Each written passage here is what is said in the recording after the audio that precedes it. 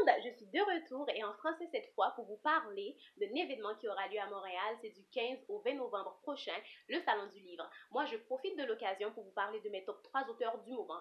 Alors, sans plus tarder, le seul et l'unique Dany Laferrière. Ce monsieur est rendu immortel, mesdames et messieurs. Dany et moi, nous avons une relation amour-haine. Des fois, je l'adore, des fois, je le hais. Depuis que je me suis fait avoir par son livre Comment faire l'amour à un nègre sans se fatiguer. D'ailleurs, je n'ai jamais su comment. Je suis tombée en amour avec lui. J'adore son style parce que je lisais le livre, même rendu à la dernière ligne, pardon, je savais au plus profond de mon être que je ne saurais jamais comment faire l'amour à un nègre, mais je l'ai quand même terminé. C'est un auteur qui nous donne de l'espoir. Mais son œuvre que je préfère, en fait, mon préféré de tous ses livres, c'est de loin Pam. L'odeur du café. Non seulement le livre a l'odeur du café, il y a aussi le café dessus. L'odeur du café, pour moi, je suis tombée en amour avec sa grand-mère Da. Et c'est un livre que j'ai depuis 8 ans. Je pense que je le relis à chaque année. Pour moi, c'est son meilleur. Le deuxième, oh pardon, la deuxième. Alors, c'est Varda Etienne. Varda qui a écrit son livre Femme de gangster. Je l'ai lu et j'ai adoré. Elle a ensuite sorti, je pense, Maudite folle. Elle a parlé de sa maladie. Ce livre-là, je ne l'ai pas lu. Mais son dernier livre, c'est Les hauts et les bas d'une famille reconstituée. Le livre est tordant, je suis en train de le lire. Oui, flashback. Je suis en train de le lire et le livre est vraiment tordant. Mais pourquoi je vous parle de Varda? C'est parce que c'est une femme que j'admire. Je l'admire pour son courage. Je la trouve courageuse.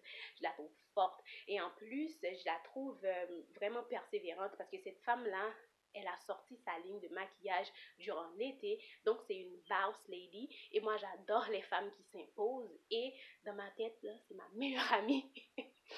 La troisième et la dernière, c'est Ingrid Falaise. Bon, Ingrid Falaise qui a sorti, je pense, fin 2015, Le Monstre. Le Monstre, je l'ai lu.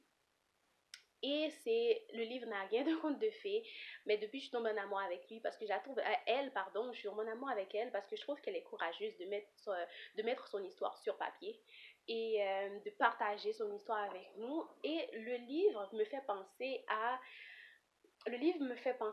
Jamais sans ma fille de Betty Mamoudi. Je ne sais pas si vous l'avez lu. Bon, il y a un livre, il y a aussi le film. Et en fait, elle raconte sa mésaventure, si je peux dire, avec le fameux monstre. Et récemment, j'étais en train de me promener, j'ai vu qu'il y avait une suite.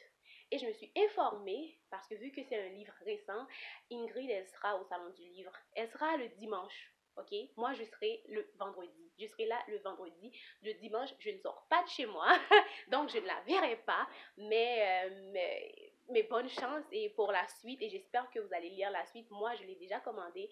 Je l'attends avec impatience pour voir comment qu'elle a pu s'en sortir une bonne fois pour toutes. Mais la raison pour laquelle que je vous parle vraiment du Salon du Livre, c'est parce que je trouve que cette année, ils ont pris l'initiative, en fait, une bonne initiative. Il y a un coin réservé à la diversité, le Carrefour, que j'ai hâte d'aller visiter. J'ai hâte d'aller faire les activités. J'ai hâte d'aller voir les nouveaux livres, de rencontrer les gens, les invités d'honneur. Alors moi, je vous ai donné les raisons pour lesquelles que je compte participer au Salon du Livre de Montréal. Alors dites-moi les vôtres. Et n'oubliez pas, si vous avez aimé ce clip, donnez-moi un beau j'aime. Si vous n'avez pas aimé, je sais pas, mais n'oubliez pas de vous inscrire à ma chaîne. Alors je vous dis beau bye et bonne journée ou bonne soirée. En tout cas, bref, bye.